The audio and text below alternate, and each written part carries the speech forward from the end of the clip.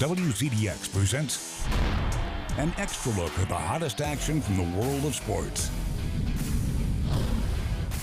This is WZDX Sports Extra College Preview. Are you ready to rumble? Are you ready to rumble? Are you ready to rumble? Get ready, get ready, get ready. Hey, hey. Are you ready to rumble? Are you ready to rumble? Are you ready to rumble? Get ready, get ready, get ready. Hey, hey, get ready. Hey, hey, get ready. Hey, hey, get ready. One way to win. Hello and welcome to the 2019 WZDX College Football Preview. I'm Mo Carter alongside Charity Chambers and Kayla Carlisle. And for some reason that you aren't ready for the upcoming football season, we promise to change your mind by the end of the show. Yeah, I can't believe the college season is here already. Feels like we've been waiting for so long, guys. Yes, I know, but I also feel like it just ended. Yeah. Yeah. I mean, But we have lots to talk about tonight. Let's go and show you what's coming up in tonight's show. Of course, we're kicking it all off with some SEC coverage. We have Alabama, Auburn, and Tennessee represented tonight. Plus, we have some season predictions coming your way. But we can't forget about our local teams like the Alabama A&M Bulldogs. And joining us in studio is Bulldogs' newest addition, and that is defense coordinator Granville Eastman. We'll also preview the UNA Lions, the Tennessee Vols, and of course, our Jacksonville State Gamecocks. All right, but first, we'll start with the defending SEC champion Alabama Crimson Tide. The Tide is heading into the season after shattering their perfect record to Clemson in the national championship last year. Now the boys in red are ready to keep a perfect record all the way to the end.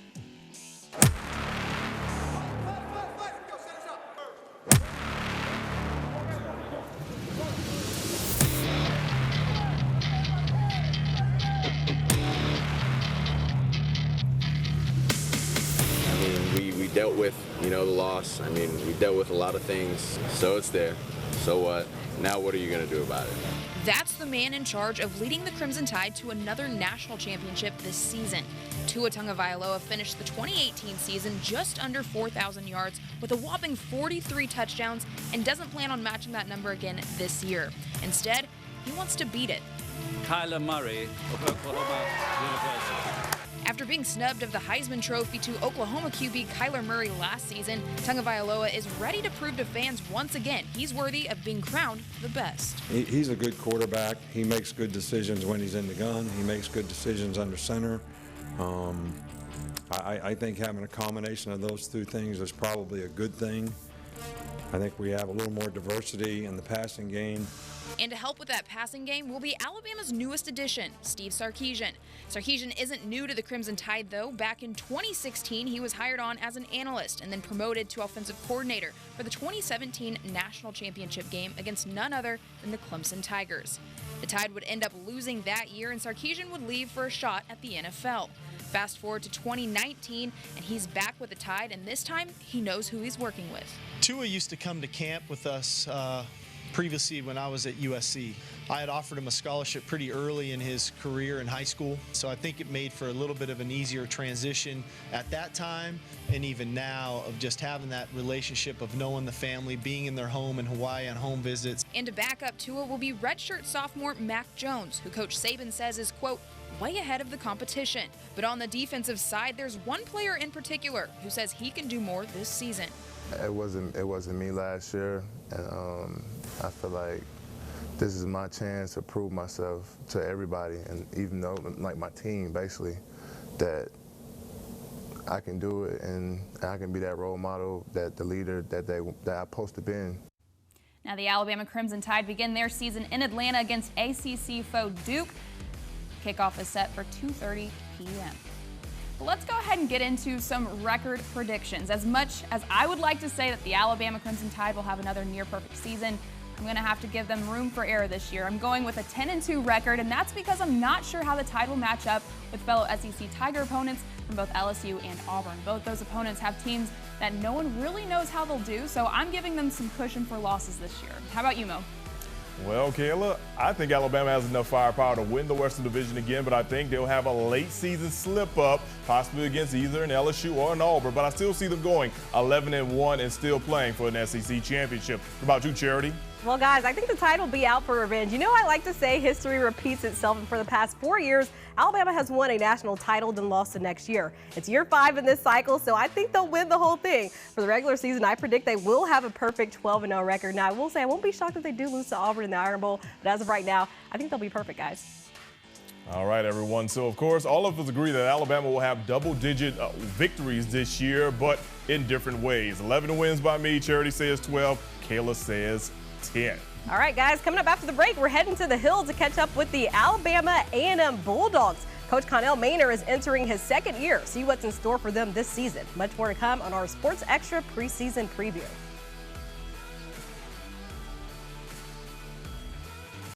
And now back to the action on WZDX Sports Extra.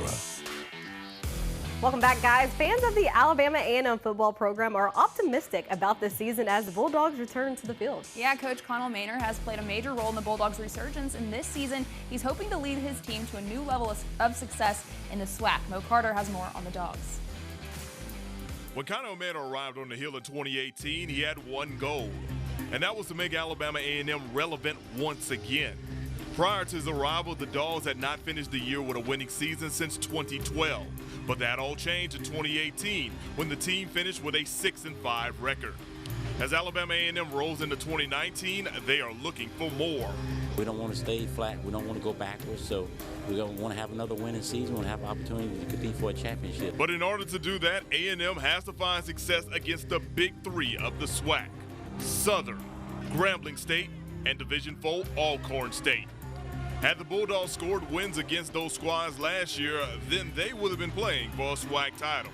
Even though the losses are in the past, Coach Maynor says that his team understands what kind of level they need to raise their game to. We need to beat the teams that we beat last year, and then, of course, we got to beat Alcorn, Southern, and Grambling. We play all three of those guys on the road this year, so we got a very tough schedule, but we're up for the challenge. Helping out with that challenge will be a host of returning starters, especially on offense. All-conference quarterback Akil Glass is fresh off a season in which he threw for 2,400 yards and 20 touchdowns. Protecting Glass will be a big and experienced offensive line. They will provide Glass time to get the ball to a host of weapons like Jordan Bentley and Brian Jenkins Jr. Glass is poised to raise his game to the next level, and that's what Coach Maynor wants to see. Everybody's been getting better, everybody's been pushing themselves, everybody's been holding each other accountable. So we've all been getting better together as a team, we've all been meshing, and that's the biggest thing, just holding each other accountable every day. Those guys are going to follow you one way or the other. If you lead them the right way or the wrong way, they're going to follow you. So as long as we got those guys leading these guys the right way, holding their teammates accountable and themselves, that's a championship pedigree. The defense is going through a bit of a transitional period following the graduation of Uri Bethune and Dylan Hamilton. But new defensive coordinator Granville Eastman is prepared to keep this unit among the best in the SWAC. He's a winning coach. He's competitive. He's brought that competitive spirit to all of us, so we're all competitive. It's really been a good locker room. It's really been fun. The road to earn a spot in the SWAC championship won't be easy for Maynor's team, but the squad's mindset is better than it's been in years past. Now the Bulldogs will square off against Morehouse in the Black College Football Hall of Fame Classic in Canton, Ohio. Yeah, kickoff is set for 3:30. That game will be televised on the NFL Network. Mo? Let's get a closer look at the Alabama A&M football program, and joining us is first-year defensive coordinator Granville Eastman. Coach, thank you for joining us tonight on the special. I know it's your first year on the Hill, but I've been seeing you've been having a lot of fun with this defense. Well, it's my pleasure to be here, and I have. It's kind of like a new day. It's a chance to just come in and install something new, be around these young men who are yearning to learn and kind of just rolling with what we've done in the spring and carrying over to this fall. It's been an exciting time. What can Alabama A&M fans expect from your defense? Well, we like to think of ourselves as an aggressive attacking defense. Defense that wants to stop the run, eliminate big plays, and make some big plays of our own in terms of turnovers and sacks and things like that. We purpose to rush the passer on the way to stopping the run, and it's an aggressive mentality. It's not a sit back and kind of wait for things to happen. So let's go and attack and make things happen. So hopefully we can be that, not just philosophically, but we can play like that as well on defense. You've been a part of championship squads. What kind of championship mentality does A&M have this year to try to get themselves to competing for the East and even for the entire conference? Well, I'm very fortunate. I feel blessed that I've joined a program to me that's they're getting ready to ride a big wave. It's obvious Coach Maynard has set a template, a foundation of success, and we're going to build on that. You know, coming from North Carolina Central where I was, we had some success. I met Coach Maynard in 2014 when he was the head football coach at Hampton University, and gotten to know him over time. And the similarities are very striking in terms of, you know, how North Carolina Central came up and became a championship program, certainly conference champions. A lot of the same ingredients, the chemistry is here. A lot of the structure, the coaching is in place. I know the game plan is starting to kind of come into place now for Morehouse. How are you seeing things as far as preference for the Maroon Tigers on that first Sunday? Well, right now, you know, we had a meeting this afternoon, and Coach continued to encourage us to make sure that we focus on ourselves. Morehouse is going to, they're going to present a challenge. They've got some, we call pieces, some players that are very explosive, very talented in different places, but we've got to get ourselves in that place where come game day, you know, the actions and the play is going to take care of itself. All right, everyone, we got Coach Granville Eastman in the building today. Thank you once again for coming to talk about the Bulldogs. Want to wish you guys the best of luck, and we hope to see you guys winning a championship at the end of the season. Thank you for having me, and we want to be there. Thank you, Mo, and thank you, Coach. But besides the season opener, here are some other key games. First home game is on September 7th against UAPB. On September 14th, A&M travels to Florence to face our other local team, UNA. And then 4 of the final 5 games will determine the SWAC Eastern Division for A&M, with the Magic City Classic followed by a trip to Southern, a home date with Jackson State, and a trip to the reservation to face Alcorn. When we return, a lot of questions are surrounding the Auburn Tigers football team as they head into year 7 of the Gus Malzahn era. Stay tuned for that and much more on the preseason preview special. And now back to the action on WZDX Sports Extra. Welcome back. Big news this week. Coach Malzahn named true freshman Bo Nix as the Tigers starting quarterback. Now, we'll get to that in a minute because we have a lot to discuss on that. But first, let's talk about the defense. The Tigers have a good group of veteran guys returning, and defensive coordinator Kevin Steele says they're hoping to use that to their advantage. We've got a really mature group in terms of there's several guys in that room that's been here through the whole thing. That's been very beneficial. Now the young guys, it's still a work in progress. It's going to be a work in progress. The big thing is it always reverts back to those principles of a relentless effort, physical, mental toughness, tackling. The Tigers are predicted to have one of the best defensive lines in the country this year, and they're going to need all that experience as they have a tough schedule ahead of them, starting with the very first game as they take on Oregon. We've been looking at Oregon all summer, so we feel like, you know, with what they've done in the past, you think you've got a decent idea of what you're going to get. The Oregon Ducks be what Auburn is expecting. We will see come Saturday, August 31st, the Advocare Kickoff Classic in Dallas, Texas. Now, kickoff for that game is set for 6:30 p.m. So, of course, Coach Malzahn has decided to keep us in suspense mode all preseason long about his quarterback. But, of course, we mentioned just a few moments ago that true freshman quarterback Bo Nix will be the starting quarterback for the Auburn Tigers. Nix will be the first true freshman starting quarterback to open the season for the Tigers since the year 1946. So, ladies, we have talked about this for like the last, 4 or 5 months. And then he made the announcement that it was going to be a 2-man game back in May. So how do you feel about finally getting a starting quarterback with Auburn? Well, the timing couldn't be more perfect for this special. So right, you know? that's been good. But from the beginning, I've always thought Nix stood out from the spring game. I thought he was the one who was kind of a little bit above Gatewood. But then again, I know a lot of people were thinking Gatewood kind of had a little bit more experience because he was there year before. However, he's never been on the field playing for a game or anything like that. So I think Nix is going to show a lot of, poise out there. And I think, it'll be good for the Tigers to see. And like you said, if it doesn't work out with them, they've got Gatewood. So. That's true. That's true. I mean, I felt like it was Nix to begin with, to be honest with you. Like, I feel like they just kind of threw it. Not that I like Joey Gatewood. I would prefer to see Joey Gatewood out there, but I really feel like from the beginning it was Nix to lose. Like, I thought that it was going to be him the whole time. Well, of course, I've always made mention that Nix always had the big advantage that his dad, Patrick Nix, wasn't a bad Auburn starting quarterback. He probably was like son, I know what you're going to go through, so let me prepare you. And also, he's a coachable individual. One good thing, though, about this situation is that Bo Nix really only has to come in and kind of be more of a game planner, game manager. Because think about it, if he can just move the offense down the field, he's got a great defense that basically supplant him on the backside of things. Yeah, and I think one of the big things, though, is how their offensive line is going to do. We know last year they were horrible, so if their offensive line is struggling again, nobody's going to do well behind that offensive line. Like, you know, so. That's fair. That is a good point, man. That's why you played the game. Exactly. All right, now guys, time to give our predictions for how we think Auburn will do. I truly think this year could go either way for them. They could be either really good or they could be really bad. And Gus Malzahn will be looking for a new job at the end of the year. But I think I have Auburn going 7-5 this year, guys. Mo, what do you think? All right, so I'm going to give the Auburn Tigers one additional win to you. I think they're going to win 8 games this year, but here's the bright spot. They will go to Baton Rouge, Louisiana against LSU and end a 20-year drought and beat the Tigers inside of Tiger Stadium. And Coach O is not going to like that. No, that's where we disagree, because here's my bold prediction. I think they're going to go 9-3, and I think one of those losses will be from LSU.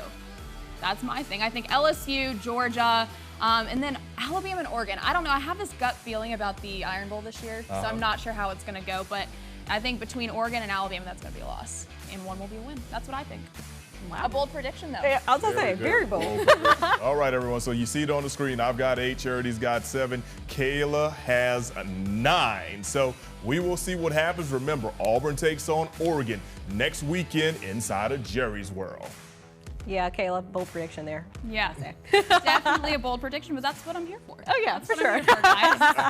All right, well, UNA is entering their first season with exclusively Division I opponents, and head coach Chris Willis is starting to feel the pressure. Even though the Lions ended last season with a winning record, the season was mixed with both D1 and D competitors, which means this year will bring a new challenge.